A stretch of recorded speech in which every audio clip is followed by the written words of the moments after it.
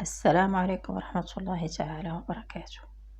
في هذا الفيديو إن شاء الله سأتكلم عن السيدة رقية بنت رسول الله صلى الله عليه وسلم، ثاني ابنة له بعد السيدة زينب رضي الله عنهما أجمعين. شرف نسب السيدة رقية ومنزلتها.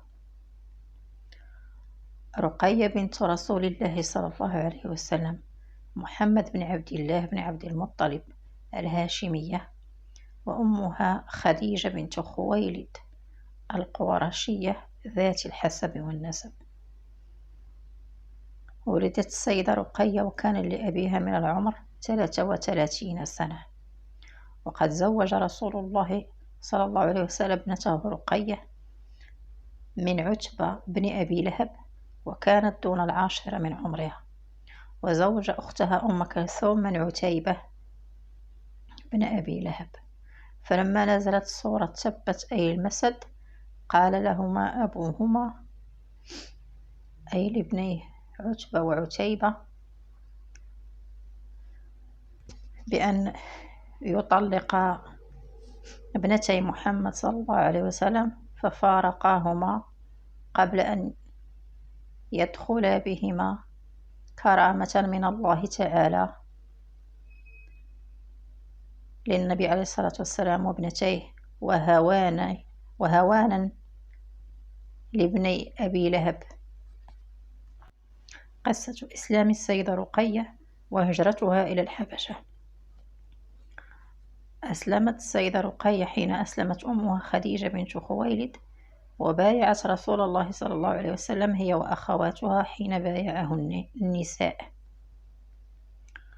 وولدت السيدة رقية وعمر النبي عليه الصلاة والسلام 33 سنة كما قلت من قبل، وبعث النبي وعمره 40 سنة، وأسلمت رقية مع أمها خديجة، فعلى هذا يكون عمرها عند إسلامها 7 سنوات.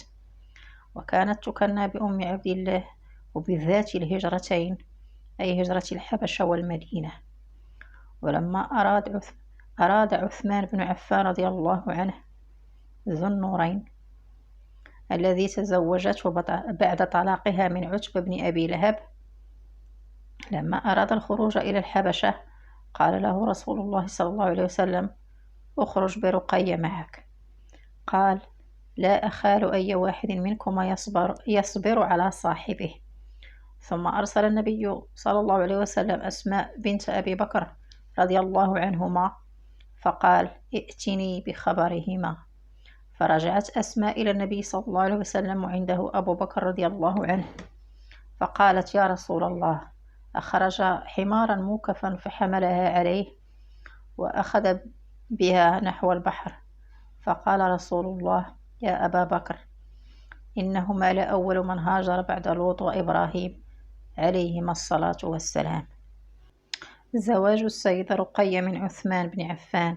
شاءت قدرة الله لرقية أن ترزق بعد صبرها زوجا صالحا كريما من النفر 8 الذين سبقوا إلى الإسلام، وأحد 10 المبشرين بالجنة، ذلك هو عثمان بن عفان رضي الله عنه، صاحب النسب العريق والطلعة البهية والمال الموفور والخلق الكريم.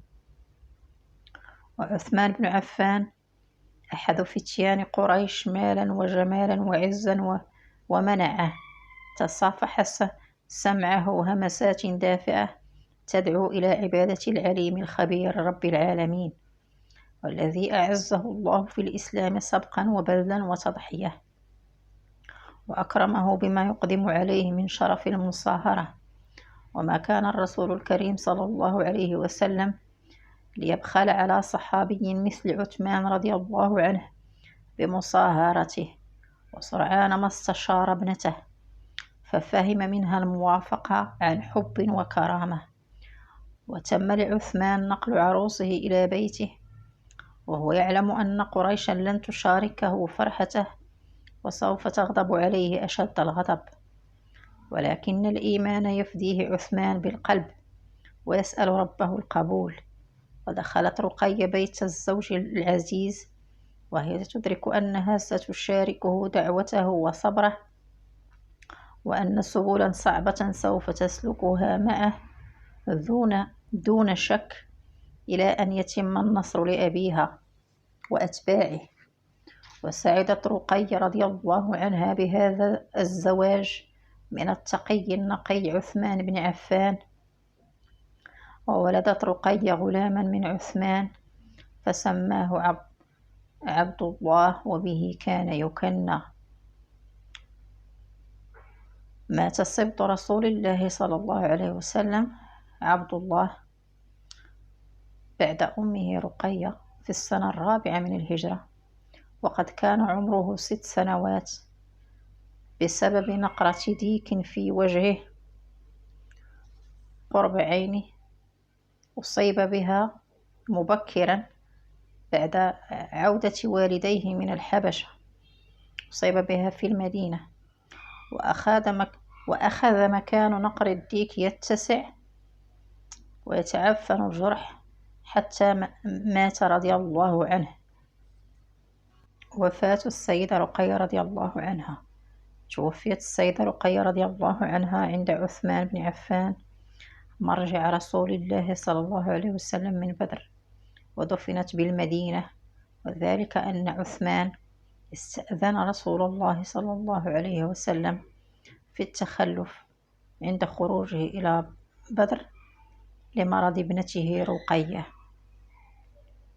وتوفيت رقية في السنة 2 للهجرة يوم قدوم زيد بن حارثة يبشر أهل المدينة بالنصر في غزوة بدر الكبرى. توفيت ولها رضي الله عنها من العمر 22 سنة، ودفنت في البقيع.